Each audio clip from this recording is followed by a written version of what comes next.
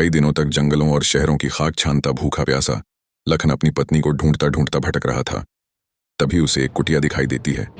थका हारा लखन जब कुटिया के अंदर जाता है तो उसे अंदर एक साधु बाबा दिखाई देते हैं। लखन उनको प्रणाम कर वहीं बैठ जाता है।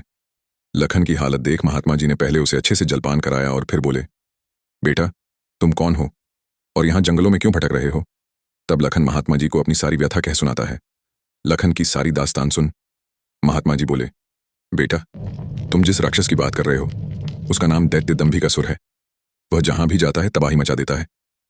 आज तक उसे कोई भी परास्त नहीं कर पाया। जिसने भी उससे मुकाबला करने की कोशिश की वह पत्थर का बन गया। इसलिए मेरी सलाह मानो और वापस अपने घर लौट जाओ। इसी में तुम्हारी भलाई है। उसके पीछे जाकर क्यों अपने प्राण गंवाते हो? साधु की बात सुन क्षण भर के लिए लखन सन्न रह जाता है। थोड़ी देर बाद धड़कते दिल के साथ उठकर वह महात्मा जी के चरण पकड़ लेता है। उसकी आंखों में डर और साहस के मिश्रित भाव थे। अपनी पत्नी को याद कर लखन ने आंखों में आंसू भरकर कहा, नहीं महाराज, मैं ऐसा कदापि नहीं कर सकता। मेरी पत्नी उस दैत्य के चंगुल में है और उसे छुड़ाने के लिए मैं कुछ भी कर सकता हूं।